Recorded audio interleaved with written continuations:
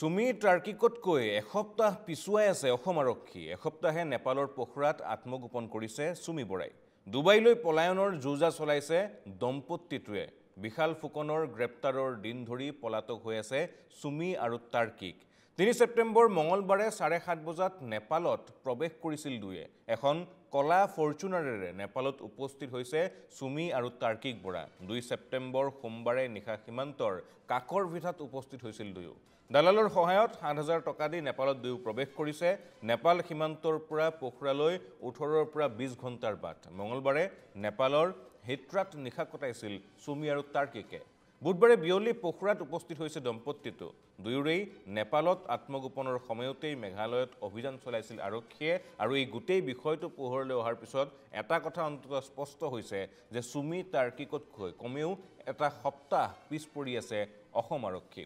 গোটেই বিষয়টোক লৈ চাঞ্চল্য হৈছে আৰু সবিশেষ জানিবলৈ এই মুহূৰ্তত আমি পোনপটীয়াকৈ যাব বিচাৰিছোঁ সতীৰ্থ কংকন ডেকাৰ ওচৰলৈ। কংকন, আপোনাৰ ওচৰলৈ আহিছোঁ। অসম আৰক্ষীৰ বিৰুদ্ধে অভিযোগ যে আৰক্ষীয়ে চুমি টাৰ্কিকক ধৰিব পৰা নাই আৰু তাৰ মাজতেই অহা খবৰ অনুসৰি আৰক্ষী প্ৰায় এটা সপ্তাহ পিছুৱাই আছে। লেটেষ্ট আপডেট কি আছে শেহতীয়া তথ্য জানিম আপোনাৰ পৰা। কংকন। চাওক বঞ্জিত, প্ৰথমতে আপুনি যিটো কথা উল্লেখ কৰিছে সেই একেটা কথাকে ময়ো ক'ব বিচাৰোঁ যে চুমি আৰু টাৰ্কিকতকৈ এসপ্তাহ পিছুৱাই আছে অসম আৰক্ষী। কাৰণ কিয়, যিটো সময়ত অসমত আৰু বিভিন্ন অপৰাধ সংঘটিত হৈ যায়, অসমৰ বাহিৰৰ বিভিন্ন স্থানত গৈ কেনে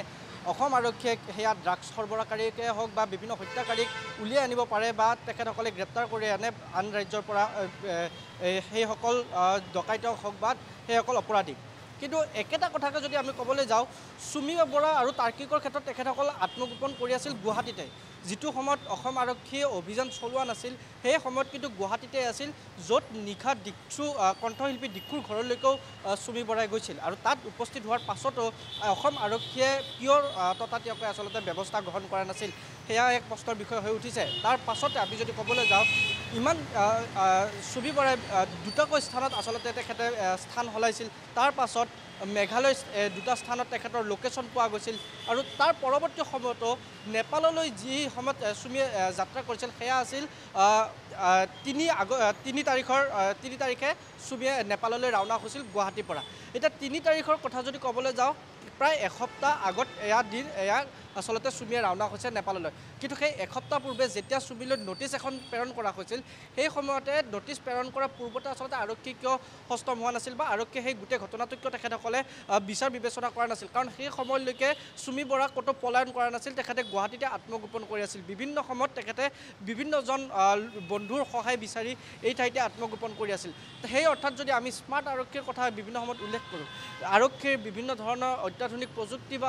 আৰক্ষীৰ বিভিন্ন কৌশলৰ দ্বাৰা অসম আৰক্ষীয়ে বিভিন্ন কৌশল অৱলম্বন কৰি অপৰাধীক গ্ৰেপ্তাৰ কৰাৰ কাৰণে তেখেতসকলে কৌশল অৱলম্বন কৰে। কিন্তু সেই ক্ষেত্ৰত যদি আমি ক'বলৈ যাওঁ,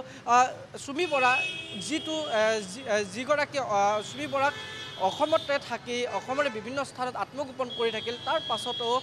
অসম আৰক্ষীয়ে সেইগৰাকী চুমি বৰা আৰু টাৰ্কিকক ধৰিবলৈ অসমৰ্থ হ'ল। তেখেতসকল অসম পলায়ন কৰি ইতিমধ্যে নেপালত বাহৰ পাতি আছে। নেপালৰ পোখৰাত ইতিমধ্যে যি আৰক্ষীয়ে তেখেতসকলৰ লোকেশ্যন লাভ কৰিছে, তাত আপুনি ইতিমধ্যে উল্লেখ কৰিছে যে এটা দালালক নেপালত প্ৰৱেশ কৰা এটা খুব সম্ভৱ নহয়। কিন্তু দালালৰ জৰিয়তে তেখেতসকলে ৭,০০০ টকা দি তাত প্ৰৱেশ কৰিছে, এখন কলা ফৰ্চুনাৰ বাহন লৈ গৈছে। এতিয়া সেই কলা ফৰ্চুনাৰ বাহনখনেৰে তেখেতসকলে যিহেতু পোখৰাত উপস্থিত হৈছে, এতিয়া তাৰ পৰা কি স্থানলৈ তেখেতসকলে ৰাওনা হ'ব বা তেখেতসকলে স্থানটো পোৱাৰ পিছত আৰক্ষীয়ে কেৱল লোকেশ্যনটো পাব আৰু তাৰ পাছত সেই কথা উল্লেখ কৰিব যে আমি অমুকত লোকেশ্যনটো পাইছোঁ বা চুমি বৰাই এই স্থানত তেখেতসকলে লোকেশ্যনটো অন কৰিছে, সেয়া আৰক্ষীয়ে আচলতে দায়িত্ব নে লোকেশ্যন বিচাৰি পোৱাৰ পূৰ্বতে আচলতে আৰক্ষীয়ে সেই স্থানত গৈ তেখেতসকলৰ চুমি বৰাক আচলতে গ্ৰেপ্তাৰ কৰা তেখেতসকলৰ লক্ষ্য? কাৰণ ইমান দিন আচলতে এটা দিন বাগৰি গ'ল, সেই দিন বাগৰি যোৱাৰ পাছতো এই ঘটনাৰ যি দুগৰাকী আচলতে প্ৰবঞ্চক বিশাল ফুকনক ইতিমধ্যে আৰক্ষীয়ে গ্ৰেপ্তাৰ কৰি জেললৈ প্ৰেৰণ কৰিছে। তাৰ পাছতে চুমি বৰা আৰু টাৰ্কিকক বিচাৰি আৰক্ষীয়ে অভিযান চলাইছে। কিন্তু সেই অভিযান চলাইছে যদিও আৰক্ষীয়ে যদি চুমি বৰাই আজিৰ দিনটোত ২০ কিলোমিটাৰ আগত গৈছে, তাৰ পাছতহে ২০ কিলোমিটাৰ ৩০ কিলোমিটাৰ আগত যোৱাৰ পিছত ১০০ কিলোমিটাৰ আগত যোৱাৰ তাৰ পাছতহে আৰক্ষী উপস্থিত হয় সেই ১০০ কিলোমিটাৰ পাছত। কিন্তু সেই যি ব্যৱধান, সেই ব্যৱধানটো আৰক্ষীৰ মাজত কিহৰ কাৰণে আহিছে? যি SIT এটা দল গঠন কৰি দিয়া হৈছিল, সাতজনীয়াকৈ টীম গঠন কৰি দিয়া হৈছিল সেই সাতজনীয়া দলটোৰ যি ধৰণৰ আচলতে এই মুহূৰ্তত তদন্ত চলাই আছে সেই তদন্ত প্ৰক্ৰিয়া কিমান দিনলৈকে আচলতে সেই তদন্ত চলিব বা চুমি বৰা আৰু তাৰ্কিকক আৰক্ষীয়ে বিচাৰি যি অভিযান চলাব সেই অভিযান কিমান দূৰ সফল হ'ব নে এই স্থানৰ পৰা যিহেতু ইতিমধ্যে নেপাললৈ তেখেতসকলে ৰাওনা হৈছে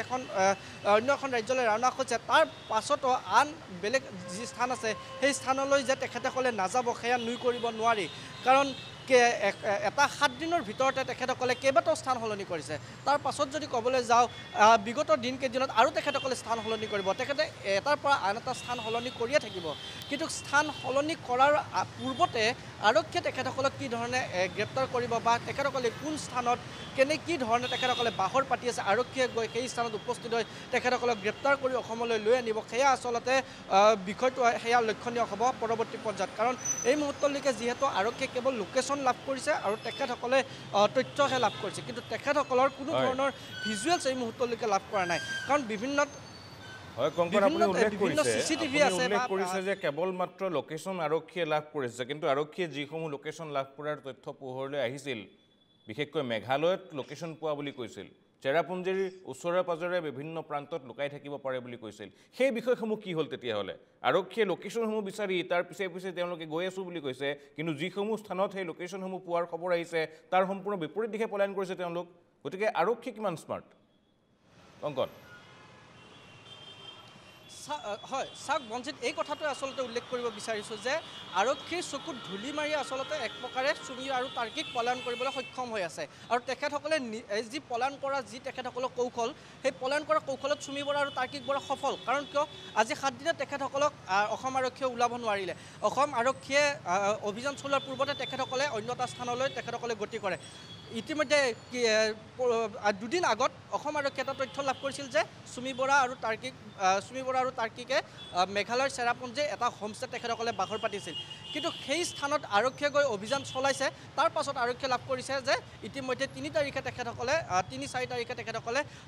নেপালৰ পখৰাত গৈ উপস্থিত হৈছে নেপালত গৈ উপস্থিত হৈছে কিন্তু যিটো সময়ত আৰক্ষীয়ে মেঘালয়ত অভিযান চলাইছিল সেইটো সময়ত তাৰ 4-5 দিন পূৰ্বে আচলতে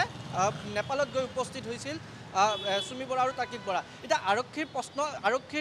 তদন্তৰ ওপৰত এইকাৰণে প্ৰশ্ন উঠিছে যিটো সময়ত নেপালত অভিযান চলাব লগা হৈছিল আৰক্ষীয়ে সেইটো সময়ত মেঘালয়ত অভিযান চলাইহে স্থান লাভ কৰিছে যে চুমি বৰা আৰু তাৰ্কিক বৰা নেপালত আছে এতিয়া কাইলৈ পৰহিলৈ যদি এই অভিযান যদি অসম আৰক্ষীয়ে বা SIT যি গঠন কৰি দিয়া হৈছে সেই দলটোৱে যদি কাইলৈ পৰহিলৈ এই যদি অভিযান যদি চলায় তাৰ পাছত তেখেতসকলে নেপালত যদি গৈ পায় তাৰ পৰৱৰ্তী পৰ্যায়ত আন বহুকেইটা স্থানত তেখেতসকলে ইতিমধ্যে ৰাওনা হৈ যাব আৰু আৰক্ষীয়ে আকৌ সেই 7 দিন বা আকৌ 6 দিন পাছত সেয়া আকৌ তথ্য লাভ কৰিব যে ইতিমধ্যে তেখেতসকলে অন্য এটা স্থানলৈ গতি কৰিছিল নেপালৰ পখৰাত তেখেতসকলে এনেকুৱা ধৰণৰ স্থান লাভ কৰিছিল কিন্তু এইখিনি আচলতে